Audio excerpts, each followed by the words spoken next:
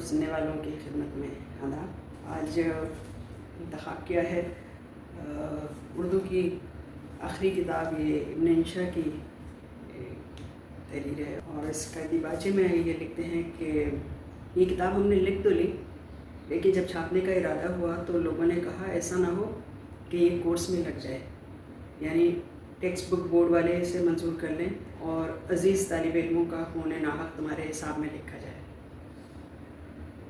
جن سے ابھی ملکہ نور جہاں کے حالات پوچھے جائیں تو ملکہ ترنم نور جہاں کے حالات بتانے لگتے ہیں۔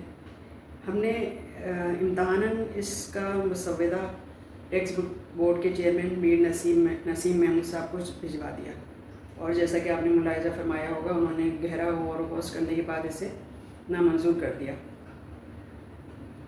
اس سے پہلے یہ ہو چکا ہے کہ ایک صاحب کسی کام سے ٹیکسٹ بک بورڈ گئے اور وہاں اپنے پسندیدہ فلمی نغمات کی کاپی بھول آئے، اور بورڈ نے اسی کو منظور کر کے پرائمری کے نصاب میں داخل کر دیا۔ ہم محکمہ تعلیم کے بھی ممنون ہیں جنہوں نے اسکولوں کو سرکولر بھیج کر ہدایت کی ہے کہ اس کتاب کو نہ خریدا جائے۔ چنانچہ ہمیں ہر روز اسکول لائبریریوں کی طرف سے بے شمار آرڈر موصول ہو رہے ہیں کہ یہ کتاب ہمیں نہ بھیجی جائے، اتنے کہ ہمارے لیے ان کی تعمیل کرنا دشوار ہو رہا۔ ہم نے اس کتاب میں کوئی نئی بات نہیں لکھی، ویسے تو آج کل کسی بھی کتاب میں کوئی نئی بات نہیں لکھنے کا رواج نہیں ہے، لیکن ہم نے بالخصوص وہی کچھ لکھا ہے جو برسوں پہلے پڑھا تھا۔ اتنا ہے کہ یہ دن بڑے ہنگاموں کے تھے، صدر ایوب گئے، یہ مضمون اصل میں 25 جون 1971 میں لکھا گیا۔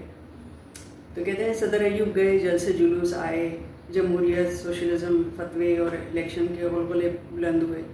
اس شور میں تاریخ، جغرافیہ، حساب، گرامر، سبھی اسباق میں کچھ نہ کچھ گڑبڑ ہو گئی۔ تاریخ ہند میں نئے پرانے بادشاہ باہم غلط ملت ہو گئے، اور اکبر کے 9 رتنوں میں بھی عدل بدل ہو گئی۔ حتیٰ کہ مناظر قدرت اور ستاروں کا احوال لکھتے ہوئے بھی ہماری نظریں آسمان سے زیادہ زمین پر رہیں۔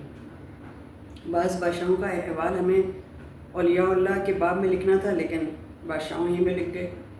اس میں ہماری نیت کا قصور نہیں، تاریخی واقعات کا قصور ہے۔ پڑھتے ہوئے یہ ملحوظ رکھا جائے کہ یہ کتاب صرف بالغوں کے لیے ہے، ذہنی بالغوں کے لیے، معمر نابالغوں کے لیے نہیں۔